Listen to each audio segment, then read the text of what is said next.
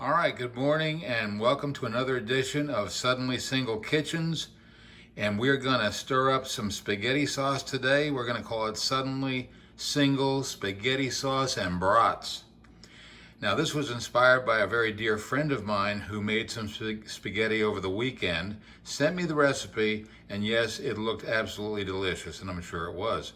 However, for those of us who can't follow recipes, I'm just gonna take this stuff, throw it together, mix it up, cook it up, and hope it comes out good.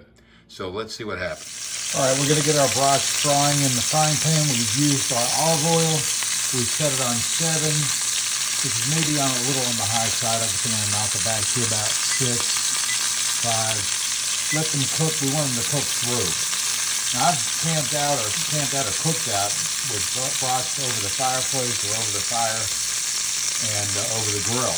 And they are phenomenal. And it's a can't miss. You cannot miss your brats. They're kind of self-basting, even though I started with a little olive oil, of course. But in this situation, we're going to fry them up in the pan.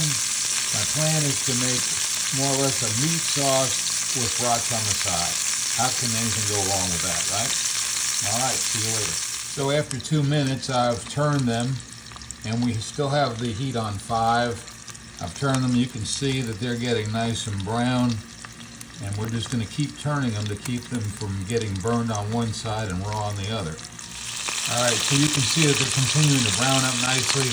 I did knock it up a notch to 6, but I'm rotating them every 2 to 3 minutes, and I'm going to give them a total of 15 to 20 minutes as the box suggests. Now, like I told you in the last one, I usually do everything, by hand myself. I use this samurai sword, which works out great. However, I did find this handy little dicer, and I'm going to go ahead and chop them up like that. And this way we get a little finer cut, mixing the spaghetti like that, and hopefully that'll work.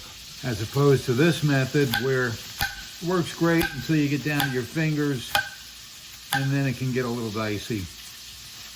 I haven't lost one yet though, so we'll just keep on keeping on. Like a little hatchet. Like that. Well, I'm not good at that, so I'm just gonna do it this way. All right, and our sausages are just about done. Our brats are almost done here. And so I'm going to mix in the onions, and we'll take it from there. All right, so you can see these things are sizzling up really nice. The onions are getting nice and brown. The brats are sitting on top so they don't cook too much. And now I'm going to throw in some diced garlic. You can't miss with garlic. While you're letting all this simmer, I'm going to knock that camera right off the shelf here. And so while this is simmering, I'm going to go ahead and open these cans of tomatoes. Now I used these different brands, not your typical Hunt's or Heinz, and I'm not knocking those at all, but these are theoretically a more genuine Italian product, and we're going to see how that goes. The question came up as to what is the difference between sauce and puree. Well, puree apparently has no additives, so this is the real thing, and we're just going to dump it in here.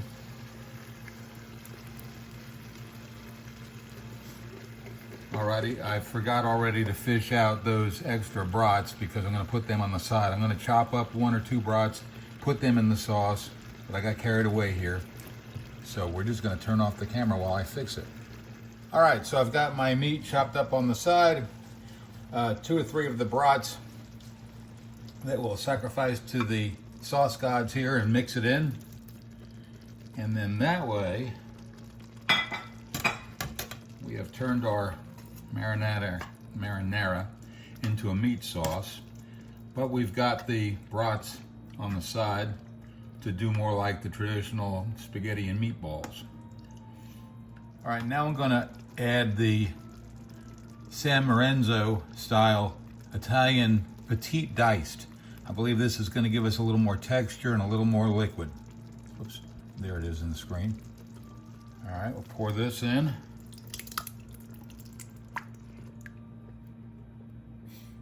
This is a 3-inch pan, 10 inches wide. Seems to accommodate a lot of food. And it's around about this time that you should start tasting it. That's my feeling. I mean, it's raw at this point, but as it cooks and as it melts together, it should just keep getting a little bit better, a little bit smoother. So I will do that, give myself a little taste test, give you guys a break. Be back in a few minutes. Okay, well, we're seasoning it up a little bit now, and my friend John was kind enough to donate this huge jar of oregano several months back. I really shouldn't say that either, but nonetheless, I try to use it here and there, and I'm going to use some right now.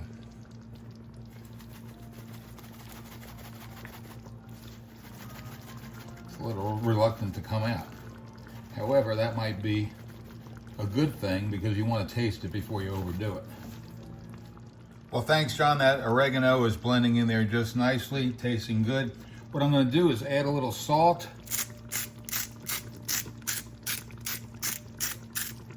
And believe it or not, a little sugar. I had worked for the children's shelter years ago, and the cooks there were just tremendous. And we used to go over there for lunch every once in a while. It was just delicious. And one day I caught them making their food in the kitchen. Anyway, I caught them putting a teaspoon of sugar in there. I was amazed. But nonetheless, apparently that brings out the flavor. So we will stir it in there and see. Plus, we're about ready, actually. We're just going to keep letting it simmer. I'm going to start making the spaghetti. And that'll be another surprise.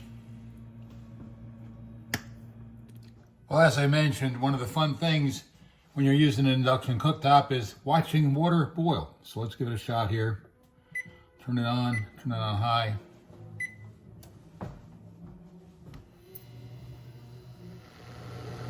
Using angel hair pasta. Now that's my preference. I like it skinny. We're gonna try it. We're gonna like it, even though the sauce is thick. With all due respect to you, John, and I love you, I'm gonna try it this way. Yeah, it's bubbling pretty strong there. I'm gonna have to turn it down a notch. I like to give it room to move. Get that angel hair looking angelic.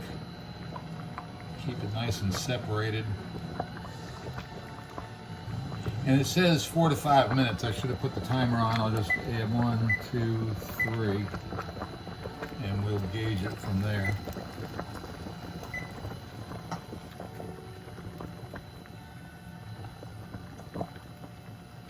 So does it really matter how rapid the water is boiling? Does that make any difference on the temperature? I don't think so. Frick, I might as well show you. I've got the double boiler. I don't have a colander, or if I do, I can't find it. So I'm going to pour the spaghetti when it's done into the double boiler and see if we can strain it out that way. And it's starting to roll pretty well. Those little strands of angel hair seem to be cooking up just fine. Now, I guess, I don't know, they had a saying where you just throw it up against the wall, and if it sticks, I don't know what you do, so I'm not going to do that. I'm not going to throw it up against the wall. I am going to throw it in the colander, and I'm going to kind of make sure to me that it is done. We've still got a minute left, and I think that should be gracious plenty. Gracious plenty.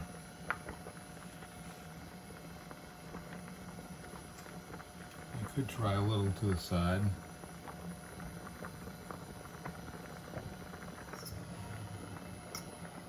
Linda said she didn't like the sound of that beep, and I agree with you. It's obnoxious, but I guess that's what a beep is supposed to do. Get your attention. Like Tchaikovsky in the background there. Things are really cooking up a storm right now.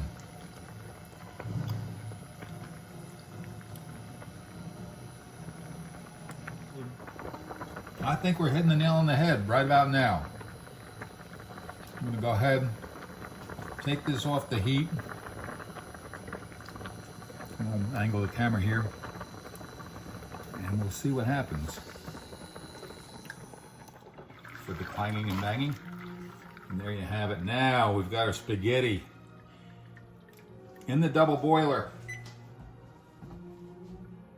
And I have a theory there that we can kind of keep it warm. We'll put on the heat.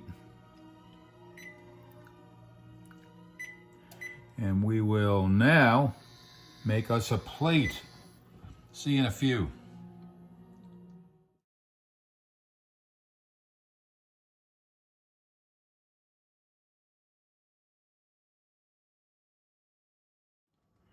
Well, there you have it, our suddenly single spaghetti sauce and brats, and of course everything goes better than beer. Thanks so much for watching. Take care of yourself, and we'll see you soon.